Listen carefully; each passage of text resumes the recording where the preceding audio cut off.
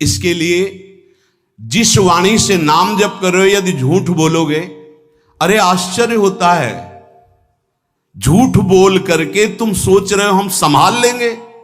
नहीं नहीं, झूठ तुम्हारा नाश कर रहा है, तुम्हें पता नहीं। जिस जिह्वा से नाम जप कर रहे हो, अगर नाम का विशेष फल प्राप्त करना है, जल्दी फल प्राप्त करना है, आपको दुखों से बचना है, पाप भस्म करना है, तो झूठ बोलना बंद कर दीजिए। क्या बिगड़ जाएगा आपका? सच्ची बोलने में क्या बिगड़ जाएगा?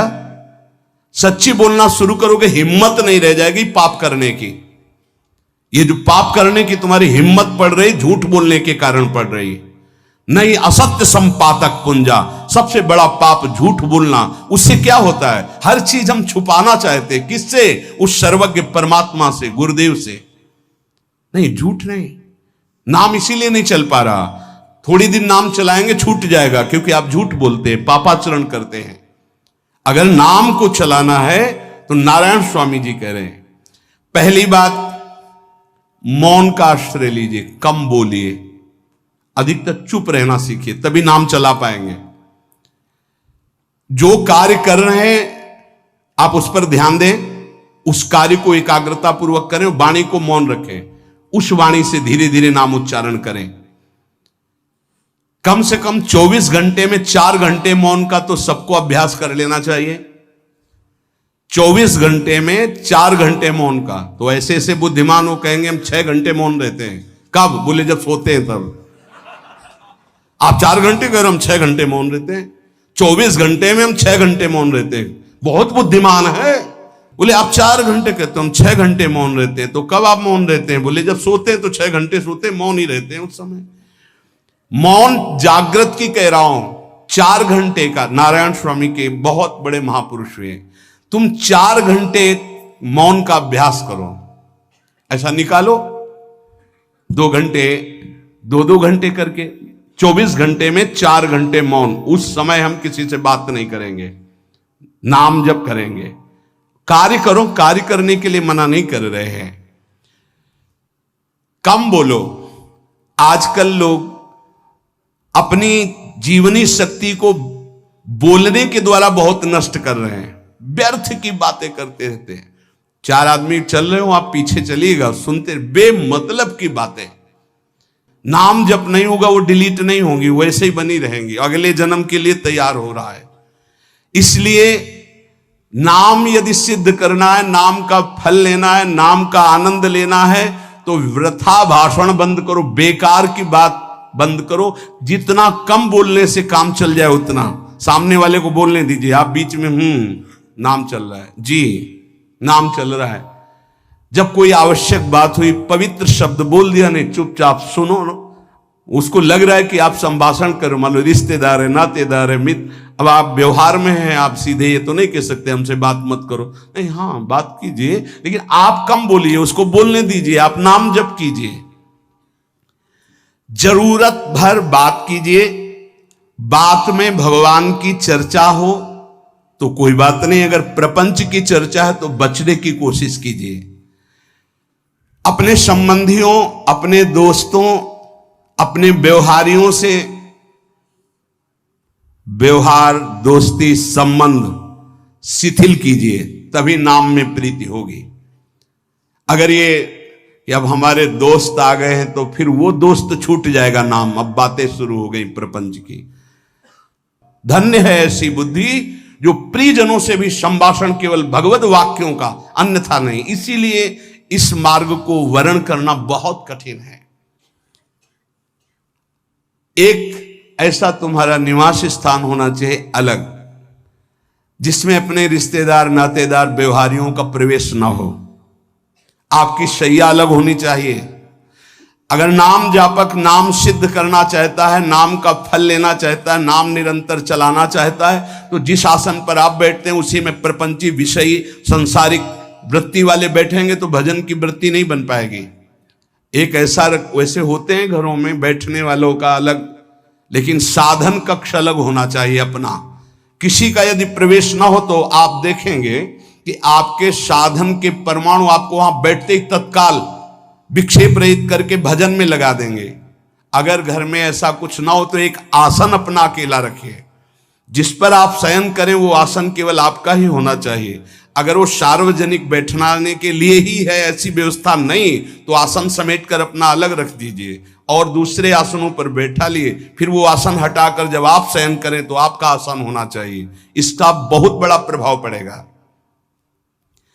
कोई भी ऐसा दृश्य या पुस्तक ना पढ़ें जो वासनात्मक हो और प्रभु के नाम से आपको विमुख कर दे। अखबार आदि, समाचार आदि, ये हमारे चिंतन को नष्ट करते हैं। अगर नाम जप करना है, निरंतर नाम स्मृति बैठालनी है, एक घटना कई मिनट तक विक्षेप देती है।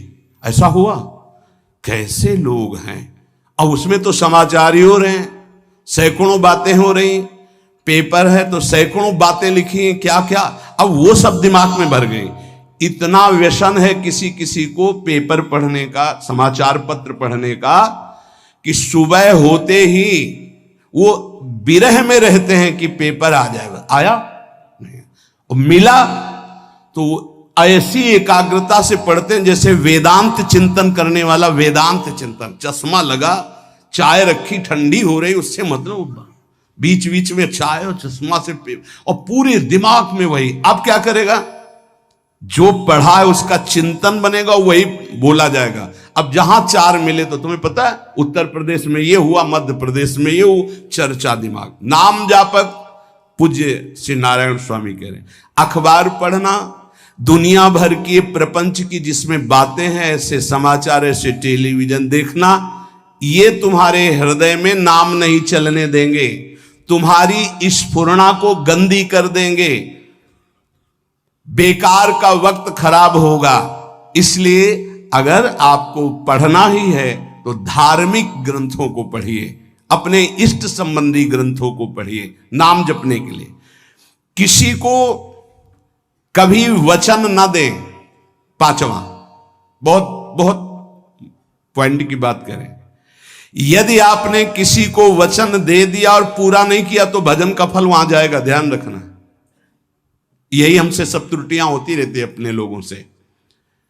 जाओ आज से बाद वचन दे दिया, हम ऐसा नहीं करेंगे, नहीं करेंगे चाहे मर जाएं। और अपने लोग ऐसे फिसड्डी हैं कि शाम के वचन देते हैं और सुबह फिसल जाते हैं, 2-4 दिन बहुत बहुत चला फिर फिसल जाते हैं। बोले कसम से आज से ऐसा नहीं करेंगे।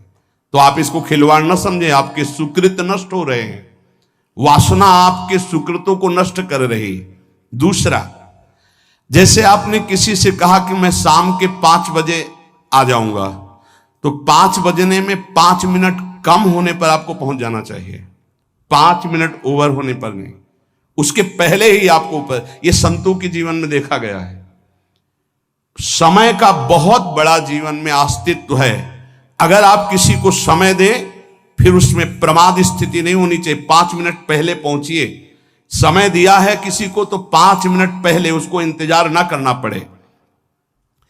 रात को सोते समय नाम जापक उपासक विचार करें, मेरा नाम किन किन कार्यों में छूटा, मेरे से कौन कौन सा पाप हुआ, मैंने कौन सी आज गलती की जो नहीं करना चाहिए, और उसे डायरी में नोट करें। नारायण स्वामी कह रहे हैं दूसरे दिन सावधानी पूर्वक वो गलतियां ना होने पावे जो हमने आज की। जब उपासक सत्य बोलना स्वीकार करता है तो उसके हृदय में डर जागृत हो जाता है। ध्यान रखना, डर ये माया के द्वारा प्रेरित है। अगर व्यापार में सत्य बोलेंगे तो पैसा अधिक नहीं आएगा, अगर हम सत्य बोल दिए तो डांट लगेगी, अगर हम सत्य बोल दिए तो सब लोग जान जाएंगे मैं ऐसा गंदा हूं। सच्ची मानिए, सत्य बोलने का नियम ले लीजिए, आप निष्पाप हो जाएंगे, आप महात्मा बन जाएंगे अंदर से, कोई भी पापाचरण आपके जीवन में नहीं रह जाएगा। भगवान का नाम सत्य है, उस नाम को चलाने के लिए झूठ बोलने वाला नाम को कैसे चला सकता है। सत्य बोलने से यदि तुम्हारा नुकसान हो रहा है तो तुम सह जाइएगा। नारायण स्वामी कह रहे हैं उससे बड़ा लाभ आपको श्री भगवान प्रदान करेंगे। आप सत्य बोलिए। आजकल भगवान पर विश्वास नहीं, इसलिए झूठ पर विश्वास है। कलयुग की ऐसी प्रेरणा है कि सब झूठ बोलने लगे हैं। कोई डरता ही नहीं झूठ बोलने में, पूरा का पूरा। जैसे नहीं कहते कुछ तो सत्य होगा, ऐसे ऐसे महानुभाव हैं कि 100% झूठ बोल जाते हैं, 100%। धन्य है मोबाइल जो झूठ बुलाने में बहुत प्रवीण है, बहुत प्रवीण है। अरे भाई हम नहीं मिल सकते, आज हमारा मन नहीं है, खत्म खेल हो गया, सत्य बात है, नहीं मिल सकते आपसे, मत उठाओ फोन। अगर तुम्हें झूठे ही बोलना है तो फोन क्यों उठाओ? नहीं बोलेंगे, नहीं उठाएंगे तो समझ जाएगा कि उनकी रुचि नहीं। ये झूठ क्यों बोलना, सत्य बोलो। झूठ से यदि आप बच गए तो आपके जिह्वा पे नाम निरंतर चलने लगेगा। ये झूठ ही नाम नहीं चलने दे रहा। असत्य आचरण, छुपाने की वृत्ति, असत्य भाषण, ये नाम में प्रीति नहीं। किसी को भी फुसलाने के लिए झूठ मत बोलिए। सत्य बोलने का अभ्यास कर लिए तो पापी जीव भी महात्मा बन जाए। सत्य आवश्यक है।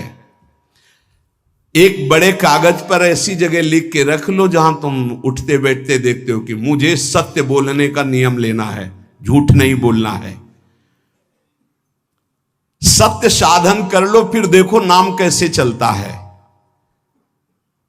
तपस्या, बड़े बड़े पुण्य, बड़े बड़े तीर्थ स्नान उतना पवित्र नहीं करेंगे जितना सत्य बोलने से होगा। पर बहुत कठिन है इस समय सत्य बोलना।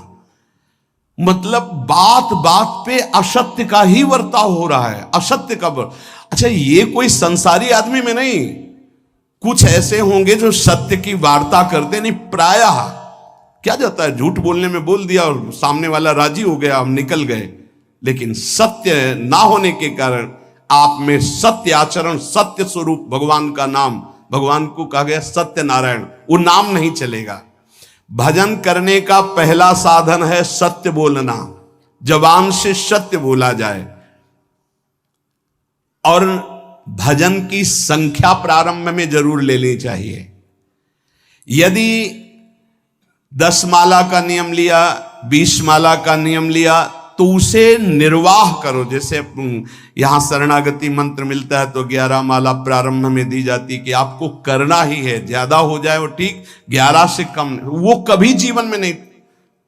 अपने जीवन में गुरु आज्ञा 11 माला तो करनी है, हर समय करना है। पर ये मन थोड़े दिन तो नियम में चलेगा, इसके बाद छोड़ देगा। दीक्षा तब लेनी चाहिए जब गुरु आज्ञा पे चलने की हिम्मत हो, नहीं तो ऐसे ही नाम जपो करो। जब नियम मिल गया 11 माला तो चाहे प्राण निकल जाए, हमको 11 माला पूरे करने, प्राण निकलने तक गुरु आज्ञा का पालन करना है। यदि आप नाम जप अधिक मात्रा में नहीं करेंगे तो जो आपको नाम मिला है उसका फल आपको अनुभव में नहीं आएगा। क्यों? क्योंकि नाम का हिस्सेदारी होती है, भजन की हिस्सेदारी होती है। जैसे किसी ने प्रणाम किया, वो भजन लिया। गृहस्थी को इसीलिए मना किया है कि रास्ते में परिक्रमा मार्ग में हलवा पूड़ी ये सब बट रहा है, हाथ मत फैलाओ। वो दान कर रहा है, सुकृत कर रहा है, और कोई दूसरे ले विरक्ता दी। आप अपने भूख मिटाने के लिए 4 रुपया के चना लेके भले पालो, लेकिन दूसरे के द्वारा दिया हुआ हलवा मत पाओ। यहां धाम आए हो, भगवत कमाई करने आए हो, यहां नाम जप करो, कष्ट सहकर परिक्रमा दो। हो सके 4 रुपए की वस्तु लेकर के आप पशु पक्षियों को पवा दो, किसी एक का पेट भर। तुम मत पाओ दूसरे का। तुम चाहो तो उपवास कर सकते हो, या प्राण पोषण के लिए रूखा सूखा थोड़ा खा लो। ये दूसरे के आराम से धाम में हम आए 2-4 दिन खूब खाए पिए नहीं, भागीदारी हो जाएगी तुम्हारे पुण्यों की। वहां ऐसे फ्री नहीं है कुछ। भजन का भागीदार राजा भी होता है, जिसके राज्य में रह रहे हैं। जो अन्न देता है वो भजन का, जो वस्त्र देता है वो भजन। इसीलिए गृहस्थ को कहीं कुछ भी स्वीकार नहीं करना चाहिए। ये बहुत ध्यान रखें। अगर आप कहीं तीर्थ साधु आश्रम कहीं जाते हैं, कोशिश कीजिए कि किसी से सेवा ना ले, और अगर सेवा ले तो उसके अनुसार फिर अर्थ दे दे। अगर आपने वहां भोजन पाया, पानी पाया, तो उसके अनुसार सोच ले कि अगर हम इतना खरीदते तो कितने का मिलता, वो दे दिया तो आपका भजन बच गया। कभी आपको कोई प्रणाम नमस्कार करे, तत्काल बराबर प्रणाम करो। किसी को अपना भजन का हिस्सेदारी नहीं, सबका मंगल हो। ये भजन जितना बढ़ेगा तो आपको भगवदाकार कर देगा। दिन रात 24 घंटे में 21,600 श्वास चलती है। 21,600 श्वास में 6 घंटा तो सोने के चले जाते, उसमें तो चेतना नहीं रहती। अब हमको अगर 21,600 नाम हमको जपने को मिल जाए तो हमारी हर श्वास सार्थक हो जाए। जो हम 5-6 घंटा सोते हैं उसमें जिनका अभ्यास है तो बात अलग है, नहीं तो वो व्यर्थ जाती है। तो हमें एक श्वास में कई नाम जपने का अभ्यास करना चाहिए, जिससे 200 माला फेरने पर ये 21,600 श्वासों की गणना पूरी होती है। अगर हम 200 माला का नियम ले तो इतना हो सकता है। तो हमें लगता है अगर हर समय माला नहीं ले सकते तो श्वास वाली माला बहुत अच्छी रहती है। श्वास में 4 बार खींचो, 4 बार नाम लेते हुए छोड़ो। दूसरा साधन,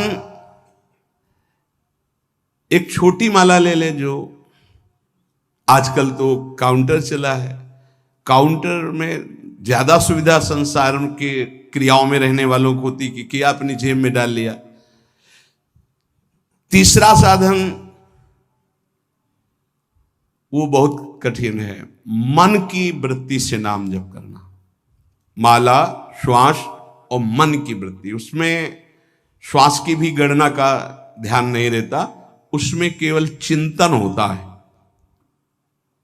चल रहा है।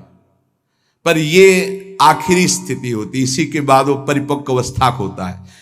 जिह्वा से धीरे धीरे नाम उच्चारण करते हुए ये पहला अभ्यास है। प्रारंभिक को एकदम मानसिक में नहीं पहुंचने की चेष्टा करनी चाहिए, 2-4 नाम के बाद मन प्रपंच में फंसा देगा। दूसरा अभ्यास कंठ से में, जैसे हम जिह्वा से राधा वल्लभ श्री राधा वल्लभ श्री राधा वल्लभ श्री, इसे वाचिक जप कहते हैं। मंत्र नहीं होगा, ऐसे नाम होगा। फिर उपांश ऐसे, फिर कंठ से चलता है, फिर हृदय से चलने लगता है, फिर नाभि से चलता है। जिसका नाभि से चलने लगता है उसका परावाणी के द्वारा भजन, वो सिद्ध पुरुष कहा जाता है। 4 वाणी, परा, पश्यंती, मध्यमा, वैखरी। वैखरी जो बोल रहे हैं, जो कंठ से, फिर हृदय से पश्यंती, परा नाभि से, मूलाधार केंद्र से लेकर के संपूर्ण ब्रह्मांड में इसमें नाम गूंज रहा है, वो सिद्ध पुरुष का होता है। पहला अभ्यास जिह्वा हिला करके शुरू करें, राधा राधा राधा राधा। फिर कंठ से, कभी हमारे सदगुरुदेव भगवान को देखना, अगर कोई आ गया और बातचीत का हुआ तो यहां से तत्काल चलता दिखाई देता है ना, कंठ ऐसे ऐसे हिलने लगता है कंठ। अगर शांत बैठे तो फिर नहीं दिखाई देता। अगर कोई है आसपास तो इतनी तीव्रता लगन होती कि कहीं छूट ना जाए नाम। कंठ से विशिष्ट अभ्यासी का, फिर हृदय से परिपक्व अभ्यासी का, और नाभि से सिद्ध महापुरुष का, परावाणी से चलता है। अगर 1 वर्ष तक जिह्वा से अभ्यास किया जाए, ये मैंने किया है, नारायण स्वामी कहते हैं, तो दूसरे वर्ष में कंठ से प्रारंभ हो जाता है। 2 वर्ष कंठ से चले तो अगला हृदय से प्रारंभ हो जाता है, और हृदय से 3 वर्ष चले तो फिर नाभि से 7 वर्ष में नाम सिद्ध हो जाएगा। अगर नियम पूर्वक झूठ ना बोले, सत्य आचरण करे, ऐसे नाम जप करे। हम ये कहते हैं कि चलो थोड़ा धीमे ही सही, पर 12 वर्ष में तो आपको सिद्ध हो जाना चाहिए। 12 वर्ष, यहां बोले 30 वर्ष के 50 वर्ष हो गए साधन करते हो, ज्यों कहते हो कोई परिवर्तन नहीं। इसका मतलब अंदर से नाम नहीं चलाया जा रहा, नाम में रुचि नहीं। 12 वर्ष में तो भगवत साक्षात्कार करके जागृत स्वप्न सुषुप्ति अवस्था पर विजय प्राप्त कर लेता है साधक। ऐसा ही स्वामी जी ने किया। नारायण नारायण नारायण नारायण नारायण, ऐसी सिद्धावस्था हो गई थी। एक टाट की लंगोटी, एक रस्सी कमर में, बस। बड़े ही उच्च कोट और बहुत बड़े अरब खरबपति घर के बालक थे। सारी सिद्धियां उसके पैरों में लौटने लगती हैं, जिसका नाभि से भजन प्रारंभ हो जाता है, परावाणी से। अजपा जाप उसे ही कहते हैं जो नाभि से होता है। अजपा जाप करने वाले उपासक में जो अजपा जाप करने की चाह रखते हैं, पहला भोजन पर ध्यान दे, सात्विक भोजन, पवित्र भोजन।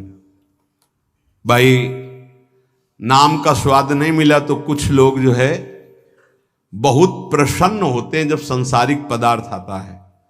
बड़ी कृपा श्री ठाकुर जी की रही है कि इस विषय पर जो है बहुत परिपक्व किया है। रोटी नहीं मिली, ये रबड़ी रसगुल्ला की तो बात जाने दो। गंगा का किनारा, गांव में जाना नहीं, जो आकाश वृत्ति से वो आ जाए वही। आप लोगों को तो रोटी तो मिल रही है। पहला नाम सिद्ध करने के लिए भोजन सात्विक और थोड़ा, अगर एक समय पाके निर्वाह कर लो तो अच्छा, नहीं तो 2 समय, 3 समय पाने का तो अधिकार ही नहीं साधक को। भगवान की बड़ी कृपा है, जब भूख थी तब था नहीं, और जब है तो भोजन नहीं पा सकते। वो बड़ा लीला बिहारी है। जब भूख थी तब भोजन नहीं, और जब भोजन है तो नियम कानून इसके लग गए हैं, ये इतना इतना।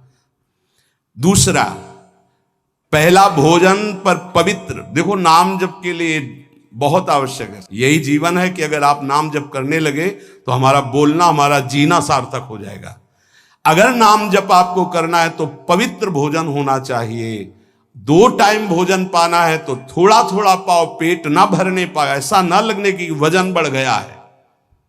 वजन बढ़ गया है तो भजन घट गया है, वजन घट गया तो भजन बढ़ गया है। देखो तुम्हारे संसारिक संबंधी माता पिता चाहेंगे कि तुम्हारा चिकना शरीर होना चाहिए, हष्ट पुष्ट होना चाहिए, लेकिन हम चाहेंगे कि तुम्हारा भजन पुष्ट होना चाहिए, भगवदाकार वृत्ति होना चाहिए। शरीर तो आज है, कल नहीं रहेगा, चाहे जितना चिकना कर लो। संसारिक माता पिता के प्यार में और गुरु के प्यार में यही अंतर है।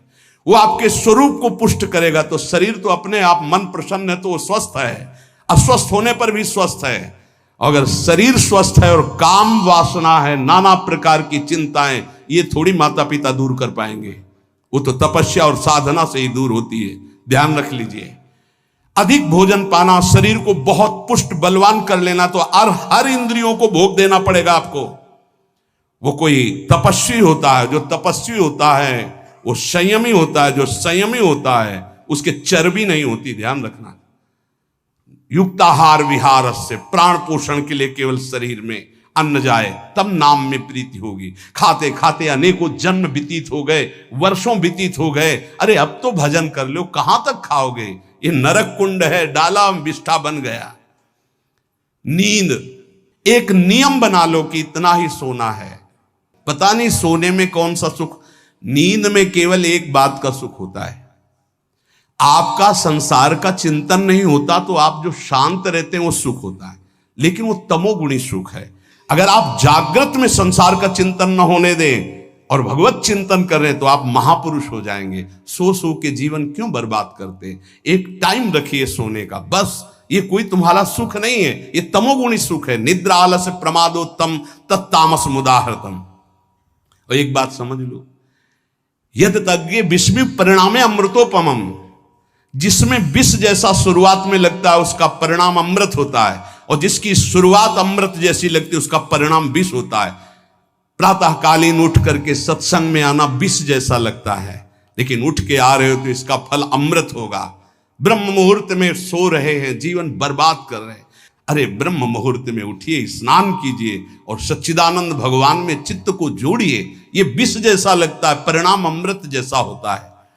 तीसरा, 24 घंटे में 1 घंटे का तो एकांतवास करना सीख ही लो, चाहे गृहस्थ हो चाहे कोई भी हो। 1 घंटे हमसे कोई बात नहीं करेगा, अपने दरवाजा बंद, थोड़ा 1 घंटे कोई ऐसा समय निकालो जिसमें चित्त को केवल श्री कृष्ण से जोड़ो, प्रियाजू से जोड़ सको। चौथा, विरक्त साधक, तकिया गद्दा, ये सब चीजें अगर लगा के सोओगे तो नाम जप नहीं होगा। देखो, हितधाम में कुशासन और एक ईंट कुशासन के नीचे, सर्दी में ओढ़ने के जो हमारे कंबल थे वो आटे का बोरा बलराम जी ला के दिए थे। जीवन को यदि आप कसौटी पे नहीं कसेंगे तो भजन नहीं होने वाला। अब तो शरीर रोग से ग्रसित है, आप चाहे जहां रखो चाहे जैसे रखो, प्रिया जो जाने। जब तक हमें भगवदाकार वृत्ति ना हो जाए तब तक विषयों को स्वीकार नहीं। ऐसे हैं साधक, बड़ा सुख मिलता है। एक ऐसे पड़ा हुआ है आसन, उनके कमरे में जाके देखिए, केवल आसन ही है। कितने ऐसे साधक राधा के कुंज में रहते हैं जिनकी चटाई केवल है, न तकिया है, न गद्दा है, न कोई। उसी चटाई को ऐसे खड़ा कर दिया, बिछा लिया, बस उसी में पड़े, भोजन मिला पा लिया, ऐसे रह रहे हैं। कमरे में देखो जाके तो ऐसा लगेगा कि इसमें कोई रहता ही नहीं, कुछ है ही नहीं, केवल चटाई है। तकिया गद्दा विशेष विलासिता की वस्तुएं तो नाम जप नहीं होने वाला, ध्यान रखना। जहां पड़े आराम से नींद आ जाएगी, सो जाएंगे, और जब तो नींद उतनी आएगी जितनी आवश्यकता है। भजन का खजाना तिजोरी में रखें, कभी किसी से बताएं नहीं कि आपका भजन कितने माला कितना होता है। पूज्य नारायण स्वामी जी कह रहे हैं, भजन को खजाने में रखने का मतलब है लूटने वाले डाकू माया भेजती है, काम क्रोध लोभ मोह मद मत्सर आदि, और प्रिय गृहस्थ भगत आदि। कैसे प्रिय गृहस्थ? स्वामी जी अब ये सब आप ही कहा है, बहुत बीमार है, आप देखना। ठीक है, दूसरे की दुख निवृत्ति करना संत का स्वभाव होता है, पर हम जिस मार्ग के पथिक हैं, हमारा कर्तव्य है। हमारे पास हमारे प्रभु के सिवा कोई नहीं, हमारा जो कुछ है वो प्रभु हैं। ए भैया, जैसा श्री जी चाहेंगे वही सब मंगल करेंगे, ये शब्द होना चाहिए। उससे उसका भी मंगल होगा, आपकी भक्ति पुष्ट होगी। कभी भी जो गृहस्थ में भजन करता है, किसी भी तरह का किसी से भी कोई प्रतिग्रह ना ले। नहीं ले लो, ये लो ही बढ़िया है, रख लो। नहीं महाराज, हमारा ये मार्किन का गमछा ही काफी है हमारे लिए। नहीं नहीं नहीं, ये प्रसाद पाल, हाँ इतना किनका दे दीजिए, भगवत प्रसाद है, ये हमारे लिए पर्याप्त। गृहस्थी में अगर आप भजन करते हैं तो अपने भजन को बचाने के लिए किसी से भी दान पुण्य, किसी का भी बट रहा है वो स्वीकार न करें। किसी से प्रणाम नमस्कार, किसी से अपनी सुविधा सेवा स्वीकार न करें। और जो विरक्त है उसको ध्यान रखना चाहिए कि हमारा जीवन केवल जगत मंगल के लिए विश्वेश्वर भगवान को समर्पित जीवन है। ना हम किसी को शाप दे सकते हैं, ना किसी को वरदान दे सकते हैं। सेवक स्वामी की इच्छा को देखता है, ऐसा ऐसा, हाँ प्रियाजू की जैसी इच्छा होगी वैसा। नहीं, आप ऐसा नहीं, प्रियाजू का बस जबान से कभी ना किसी के प्रति शाप का, और ना हरिराम व्यास जी ने कहा है कि शाप और वरदान हमारे स्वामी की, तो हमें हर बार में यही बोलना है, जैसी प्रियाजू की इच्छा, जैसी श्यामाजू की इच्छा। नहीं, आप कुछ कह दीजिए तो राधा राधा राधा, नहीं कैसे मंगल होगा, आशीर्वाद दीजिए राधा राधा राधा, बहुत संभाल के। महात्माओं को इस बात में सावधान रखना चाहिए कि ये माया ममता का रूप धारण करके तुम्हारी तिजोरी को खाली कर देगी। खजाना लूटने के लिए माया बहुत अनुभवी महापुरुष है, सेवक के रूप में आती है, खास सेवक बनकर। आज तक जहां दगा हुआ है तो खास से हुआ है। जब वृक्ष कटने लगे तो आपस में बात की, भाई ऐसा कौन आ गया जो हमें काट सकता है? बोले हमारा कोई मिल गया। तो कुल्हाड़ में जो बेट है ना, बोले मिल गया कोई हमारा। खास बन करके आती है माया, सेवक सेविका रूप लेके। बहुत अनुभव की बात महापुरुषों की, मान लीजिए विरक्त जनों के लिए खास बात है। सेवक सेविका रूप रख करके माया आएगी। इसके बाद अगर आपने स्वीकार किया, फिर तुम सेवक होगे, वो स्वामी होगी। समझ रहे हो? बहुत अंदर से इस बात को समझ लीजिए। अगर आपको भगवत प्राप्ति करनी है तो जब तक शरीर में श्वास रहे, सेवा मत स्वीकार करना किसी की। कपड़ा धुलाना, खाना पीना, भीख मांग के खाओ भिक्षा अन्न, या आकाशवृत्ति से जियो। जैसे मना, ना कपड़ा धो पाओ तो उतने पहनो जितना धो पाओ। किसी को अपनी सेवा में प्रवेश मत होने दो। अपने शरीर की सेवा, अपने जीवन की सेवा जब तक श्वास है तब तक स्वयं करो, नहीं तो तब लग जोगी जगत गुरु, जब लग रहे निराश, जब आशा मन में भई, जब गुरु और जोगी दास। इसलिए होश में परमार्थ के पथिक को कभी किसी की सेवा नहीं लेनी चाहिए, कभी किसी को सेवक नहीं बनाना चाहिए। भगवत भाव से नेकी कर दरिया में डाल, उपदेश दे दिया, चल अपने मार्ग में। जीवन की ये बात हमारी अनुभव की मान लीजिए। अगर निर्विघ्न पंथ निर्वाह करना है तो कभी किसी को यहां सेवक न बनाया जाए। सेवक सेविका के रूप में स्वीकार करने वाले साधु का हृदय आग की तरह जलने लगता है। जो जिंदगी भर निश्चिंत और निर्भय रहा, उसे भयभीत और चिंतायुक्त होना पड़ता है। अपने भजन को खास तिजोरी में रखे, अपने में जो सिद्धियां जागृत हो कभी प्रकट ना होने दे, उनका कभी प्रयोग ना करे। एक एक शब्द पर ध्यान देना, उसी को भगवत प्राप्ति होती है जो अपनी सिद्धि को प्रकाशित नहीं करता। ये माया त्रिशंकु की तरह लटका देती है, न स्वर्ग में न भूमि में। देखो सेवक जी महाराज कहते, ऐसे न वैसे रहे मज रेढ़ो पाछलियो जो करी निर्भाषित, न परमार्थ के न व्यवहार के। ये गांठ बांध लो, हाथ जोड़ के कह रहा हूं, सेवा के भाव से माया प्रवेश करती है और स्वामी भाव को रौंद करके सेवक बना लेती है। फिर जैसा चाहती वैसा नाच नचाती है, कोई भी हो। इसलिए होश में, यदि भगवत मार्ग में चले हो तो कष्ट सहो, शरीर की स्वयं सेवा करो। सौभाग्य मत मनाओ कि कोई तुम्हारी सेवा कर रहा है, दुर्भाग्य है जो तुम सेवा ले रहे हो। हाँ, अब शरीर इस काबिल नहीं तो श्री जी जैसा जाने वैसा। जब तक पानी उठा के पीने लायक हो तो किसी से पानी मत मांगना, किसी को अपना मत बना लेना। जब तक भगवत साक्षात्कार ना हो किसी को शिष्यत्व में मत स्वीकार कर लेना, नहीं तो बात समझ लेना, आगे खुद आपको समझ में आ जाएगा। किसी भी तरह से अपनी तिजोरी को न खुलने देना तो भगवत साक्षात्कार हो जाएगा।